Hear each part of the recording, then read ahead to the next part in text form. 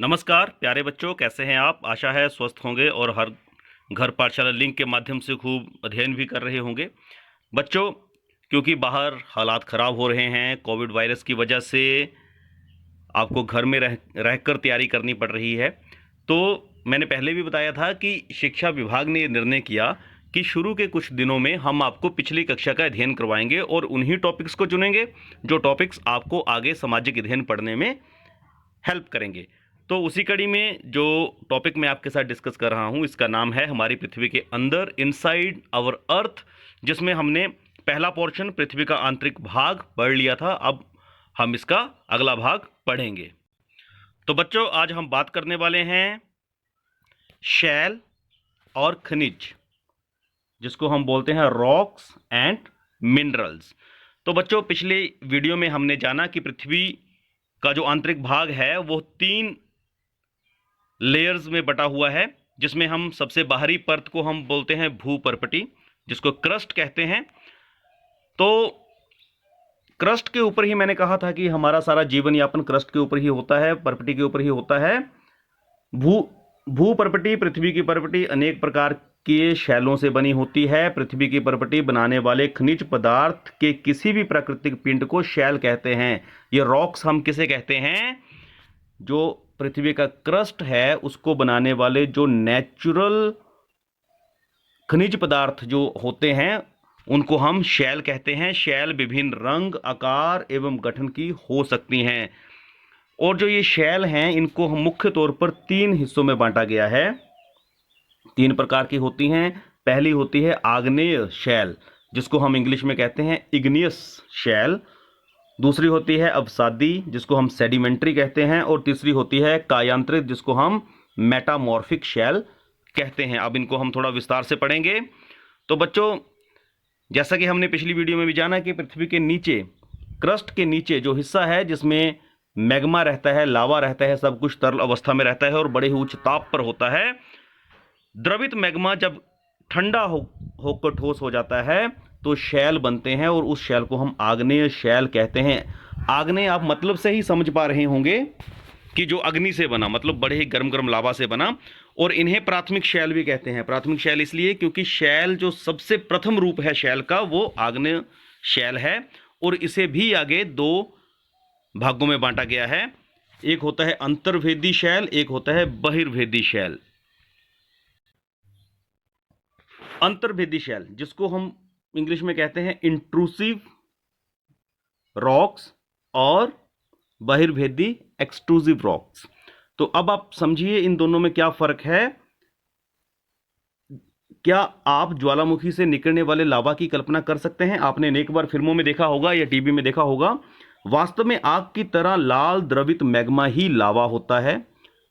जो तरल पदार्थ, गर्मा गर्म तरल पदार्थ पृथ्वी के अंदर से निकलता है, जिसे हम लावा कहते हैं, जो पृथ्वी के आंतरिक भाग से निकलकर सतह पर आ जाता है और धीरे धीरे वो ठंडा हो जाता है और ठोस बन जाता है।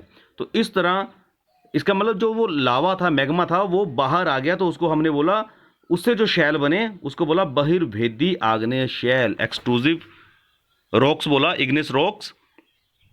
और इसकी जो संरचना होती है बड़े महीन दानों वाली होती है। जैसे बेसाल्ट, इसका एक उदाहरण दिया गया है, एक खनिज है। दक्कन का पठार बेसाल्ट शैलों से ही बना हुआ है। दक्कन का पठार, पृथ्वी अपने हम भारत की बात करें तो उसमें दक्कन का पठार बेसाल्ट शैलों से बना हुआ है। ये हो गए बहिर्भेदी। अब कई बार क्या होता है, द्रवित मैग्मा कभी कभी भूपर्पटी के अंदर गहराई में ही ठंडा हो जाता है और अंदर ही क्या बन जाते हैं, उसको हम बोलते हैं अंतर्भेदी आग्नेय शैल, इंट्रूसिव इग्नियस रॉक्स। धीरे धीरे ठंडा होने के कारण यह बड़े दानों का रूप लेता है। जब बाहर होता है तो वो वातावरण के संपर्क में आके जल्दी ठंडा होता है, परंतु जो अंदर होता है वो धीरे धीरे ठंडा होता है। और ग्रेनाइट ऐसे ही एक शैल का उदाहरण है। मसालों और दानों का चूर्ण बनाने के लिए जिन अपघर्षण पत्थरों का उपयोग होता है वे भी ग्रेनाइट के बने होते हैं। तो यहां पे ये उनका यूज आ गया।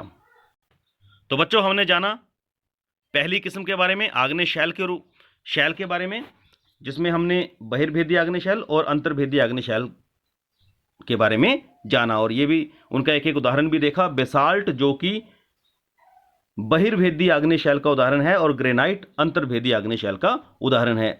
अब कई बार क्या होता है, जब वो शैल बन गए तो धीरे धीरे समय के साथ क्या होगा, शैल लुढ़क चटक कर एक दूसरे से टकराकर छोटे छोटे टुकड़ों में टूट जाते हैं। इन छोटे कणों को अवसाद कहते हैं, सेडिमेंट्स कहते हैं। ये अवसाद हवा द्वारा, जल द्वारा एक स्थान से दूसरी जगह पे पहुंचते हैं और वहीं पे जमा हो जाते हैं। जब एक परत के ऊपर दूसरी परत ऐसे जमती रहती है, और ये प्रोसेस कोई कुछ दिनों का नहीं होता, हजारों लाखों साल लगते हैं। जब ये एक दूसरे के ऊपर अवसाद जमता रहता है और कठोर होता रहता है, तो उसे हम कहते हैं, इस तरह के शैल को हम कहते हैं अवसादी शैल, सेडिमेंट्री रॉक्स, क्योंकि वो सेडिमेंट से बनी, अवसाद से बनी। तो उदाहरण के लिए बलुआ पत्थर रेत के दानों से बनता है। रेत के दाने इकट्ठे होते रहे एक जगह पे, दबाव उनके ऊपर पड़ता रहा और परतें जमती गईं, तो वो बलुआ का रूप ले लेता है। इन शैलों में पौधों, जानवरों तथा अन्य सूक्ष्म जीवाणुओं जो कभी इन शैलों पर रहे हैं उनके जीवाश्म भी हो सकते हैं, क्योंकि वो भी कई बार ऊपर परत जमने से बीच में ही दब जाते हैं। तो आपने समझा कि आग्नेय शैल, जिन्हें हम प्राथमिक शैल कहते हैं, उनसे बन गए अवसादी शैल, सेडिमेंट्री रॉक्स। प्यारे बच्चों, अब क्या होता है, ये जो आग्नेय और अवसादी शैल उच्च ताप और दाब के कारण कायांतरित शैलों में परिवर्तित हो जाते हैं। कायांतरित शैलें मतलब मेटामॉर्फिक रॉक्स, जो हमने तीसरी किस्म पढ़ी। ये आग्नेय शैल और अवसादी शैल लाखों सालों तक जब ऐसे ही रहती हैं तो उनके ऊपर उच्च दबाव पड़ता है, वायुमंडल का दबाव होता है, ताप उच्च हो जाता है, तो वो कायांतरित शैल बन जाते हैं। उदाहरण के लिए चिकनी मिट्टी स्लेट में एवं चूना पत्थर संगमरमर में परिवर्तित हो जाता है। जो चिकनी मिट्टी होती है वो दबाव सहन कर करके, ताप सहन कर करके, पृथ्वी का ताप, वायुमंडल का दबाव सहन कर करके स्लेट में परिवर्तित हो जाता है और चूने पत्थर से ही संगमरमर बनता है, परंतु उसमें लाखों वर्ष का समय लग जाता है। बच्चों, ये शैल हमारे लिए बहुत उपयोगी हैं। कठोर शैलों का उपयोग घर, सड़क, इमारत बनाने के लिए किया जाता है। और आपने पत्थरों से अनेक खेल भी खेले हैं, पिट्ठू खेला होगा आपने, स्टापू खेला होगा, 5 पत्थर गिट्टियां खेलते हैं, तो ये सारे शैलों के ही उदाहरण हैं जो समय के साथ साथ परिवर्तित होते रहे।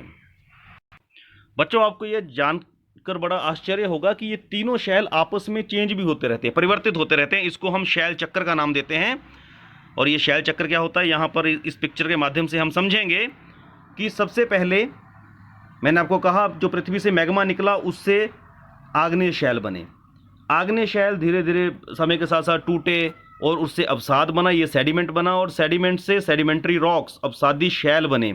और ये अवसादी शैल अनेकों वर्षों तक ताप और दबाव सहन करने के बाद कायांतरित शैल में परिवर्तित हो जाते हैं। और ये कायांतरित शैल भी कई वर्षों तक, जब ताप बहुत ज़्यादा बढ़ जाता है, दबाव बहुत ज़्यादा बढ़ जाता है, तो दोबारा से उसके अंदर से मैग्मा रिलीज होता है और उससे नए शैल बनते हैं। आग्नेय शैल फिर बनेगा, फिर वो समय के साथ अवसादी शैल में कन्वर्ट होगा, उसके बाद वो फिर कायांतरित शैल मतलब मेटामॉर्फिक रॉक्स का रूप लेगा, और उसके बाद फिर अनेक वर्षों के बाद। तो ये जो एक चक्कर सा चल रहा है, इसको हम बोलते हैं शैल चक्कर, रॉक साइकिल बोलते हैं इसको।